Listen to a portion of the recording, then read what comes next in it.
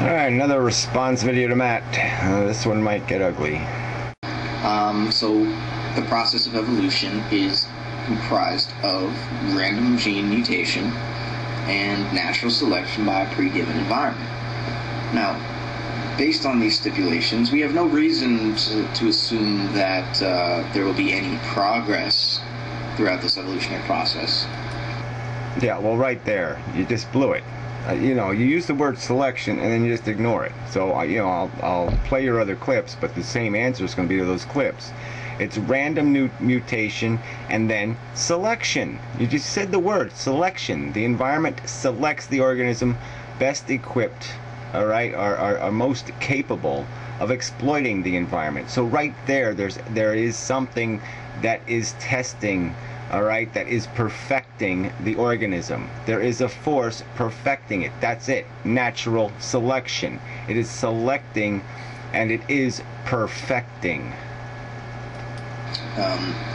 There's no purpose for it. There's no inner driving force taking it towards greater complexity or greater understanding or knowledge or anything like that. Well, look, yeah, it is something like that. Greater complexity is definitely something that's going to be encouraged through the process over time.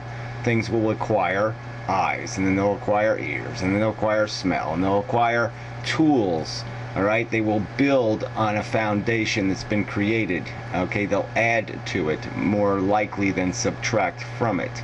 So if something has been successful for 500 million years and acquired some abilities, over the next 500 years, it's likely that it'll acquire another 500 million years worth of capabilities.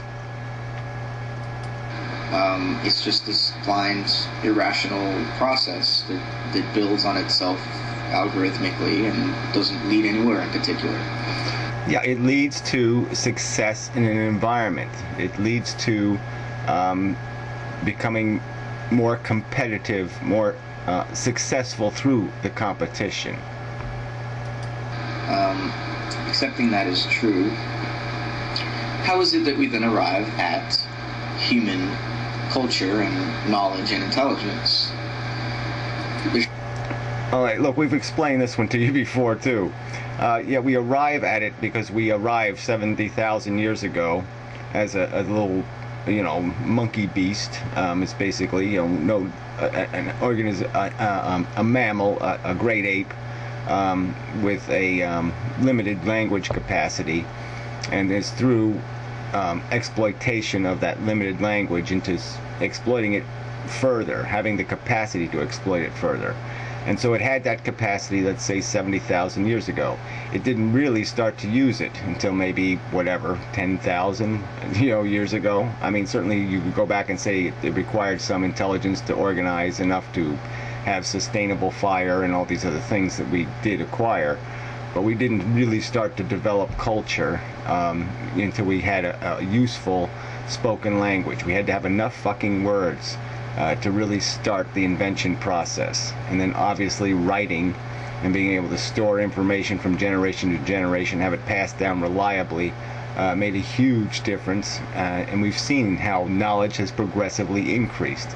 The evolution of that culture is quite obvious. It didn't come from something already established. It's obviously, we can look at our history and see that we were dumber and dumber and dumber and dumber and dumber. We weren't smart and then all of a sudden got dumb. Seems to be a bit of a gap here,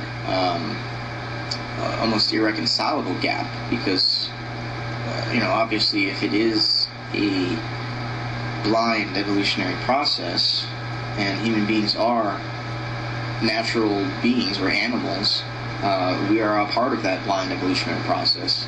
There's, an infinitely small or, entirely improbable chance that this evolutionary trajectory would ever end up with a species that had this intellect capable of knowing the truth.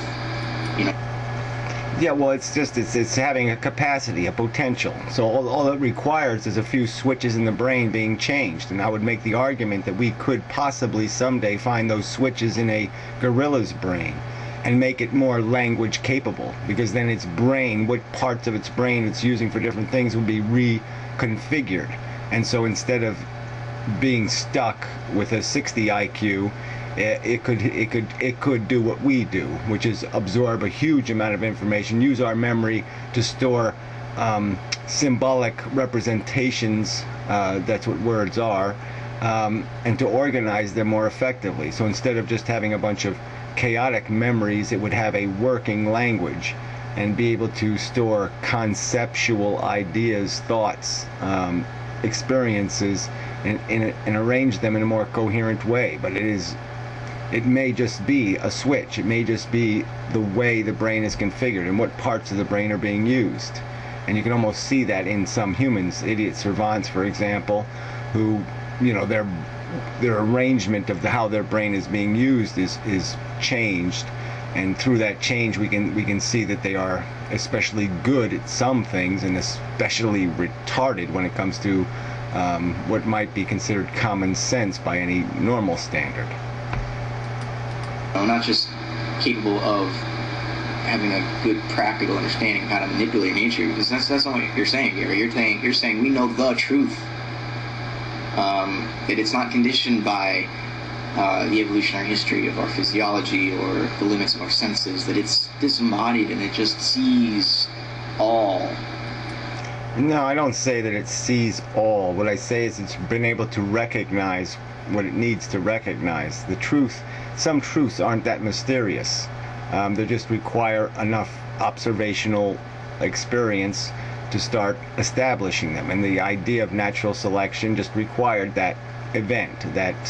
Let's inventory the planet Earth and the animals on it, and then we found these relationships. And then Mendel's experiments and the idea of learning about genetics made it all that more clear that this is how we that life did evolve on this planet, that it didn't just poof here, especially sentient life. So it's not knowing everything. That's not what I'm saying at all. We are capable of knowing, though. We are capable of modeling reality in our minds, of acquiring a concept. And what I'm saying to you is, and I've used this analogy many times with you, and I'll continue to use it because I think it's valid, we don't have to know the chemistry of the paint to know a car when we see one. We just have to identify a few features of the thing to identify what it is. We don't have to know. You don't have to be intimately familiar with the internal organs of an elephant to recognize an elephant, to know what it does, to know why it does what it does, to understand its behavior, to understand that it'll crush you if it sits on you. You don't have to know every detail of life to know the important details. It's divine and omniscient in that sense. So from your point of view, Gary, it seems like there needs to be a miracle that creates this intellectual capacity that's not present anywhere else in nature, and that when you take man out of the picture, humanity, and just look at nature, that you would say, of course there's no intelligence that's ever going to arise in this scenario, but somehow... Yeah, well, I would argue that that such an intelligence is not, number one, it requires a certain sophisticated change in a brain. And you need a change that nature can't select for immediately. So it's a change that only has value in the long term. And natural selection only really has eyes in a limited range. It's not going to reward something that's going to be that might be valuable 10,000 years from now. It's going to reward things that are valuable today, or at least in the lifespan of organisms. And so the fact that we acquired a language-capable intellect was an unusual event, I would argue, that it doesn't happen commonly, and for good reason. And the reason is that there's no way for it would have to happen incrementally.